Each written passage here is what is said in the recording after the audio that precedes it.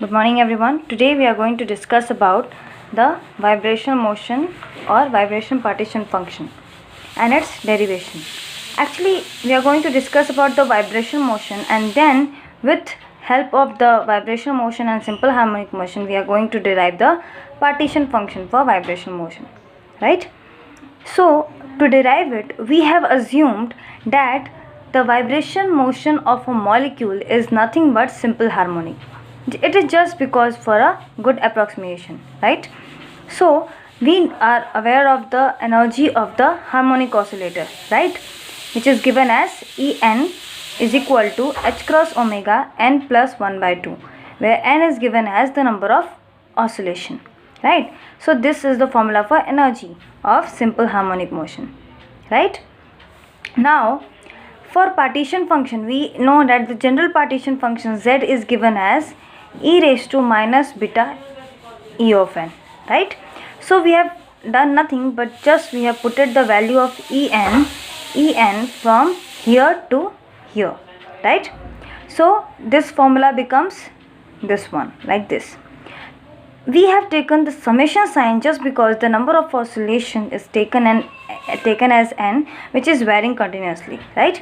So z vibration means partition function for vibration motion is given as this one. Now expanding this terms, will get e raised to minus beta h cross by omega by, this is 2, summation of n is equal to 0 to infinity minus beta h cross omega n. We have just simplified these terms. Now we know that this summation is dependent on the value of n, which is varying from 0 to infinity. So we will expand this term like this. Just putting the value of n is equal to 0 means I will get 1, because e raised to 0 is nothing but 1. Then n is equal to 1, n is equal to 2, and so on, right? Again, here comes the mathematical formula for this series, which is called as geometric series, right? So the expansion of all these terms is given by this term, okay? This is according to the GM series. This is a mathematical formula. Now we know that z vibration was given as e raised to minus beta h cross omega by 2, and this summation sign we have replaced with this term, right? So our z vibration becomes e raised to minus b h cross omega by 2 and this term. Now what we have done, we have just written this values as this. Why?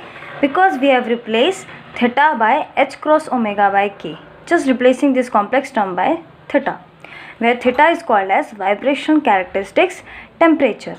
Means because we know that the vibration motion is dependent upon the temperature.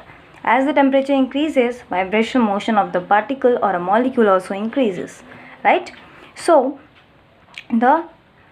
we have replaced theta by h cross omega by t, and we also know that beta is equal to 1 upon kt.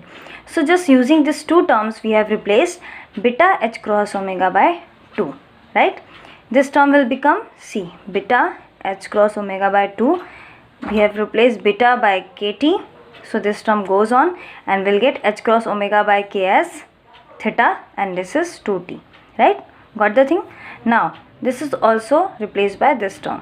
Now after this, we need to calculate this. What we have calculated is partition function of vibration motion.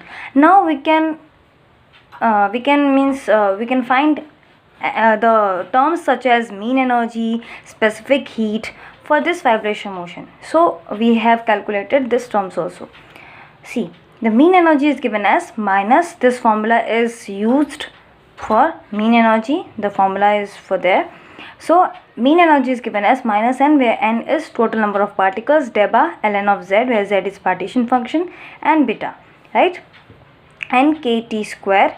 Now see here, actually we know that beta is dependent upon temperature, and partition function we have calculated it in terms of temperature.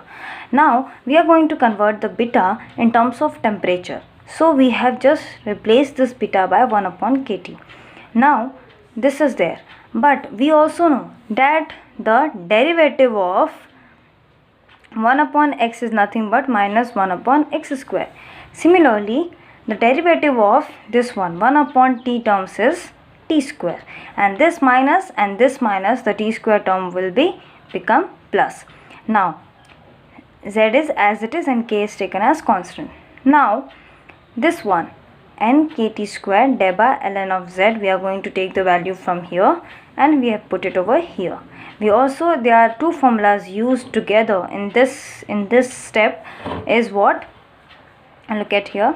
The first one is log of a plus log of b is equal to log of ab, and ln of with minus x is nothing but minus x, because we know the base log of base ln is e and this terms comes out to be minus x. This both gets cancelled. So we have used these two formulas together. See here, ln of this term e raised to this is nothing but this one, and as these two are in multiplication form, we have used the plus sign, but here is negative, so we have replaced it by minus. So it's a very simple step, you should do it. Now nkt square we have taken again, and we have just expanded this term. It is derivative with respect to temperature, which comes out to be minus 1 upon t square, minus minus become plus, and this is t square, and deba by deba t is nothing but this one, okay, minus ln of this one. Derivative of ln of x is nothing but 1 upon x, right? So we have used ln of x is equal to 1 upon this one x term, and derivative of ln of 1 is 0, and ln of e raised to minus theta is this one. Again, as it is dependent upon temperature, we are going to derive it again, which is theta upon t square. So finally, just cancelling the terms t square with these two terms, we get the mean energy for vibrational motion of a molecule. Fine. We can also calculate the specific heat, right? Specific heat. We are aware that the specific heat is given by the formula deba E by deba T, which is nothing as specific heat is at constant volume, so V is constant, right? So again, it's very simple. We have to just derive this term with respect to temperature, and we'll get it as, you should try this one with yourself. I am going to give you the answer, which comes out to be nk theta upon t square, right? This is derivative of this one, and e raised to theta by t upon e raised to theta t minus 1, this is square, right? So this is the formula for our specific heat. Now we can calculate all different terms for this vibrational partition function. We need to calculate only Z, and we are going to calculate the mean energy, specific heat, and other related terms of it. I hope you have understood this derivation. So if you have any doubt, you can please ask me. Okay, thank you.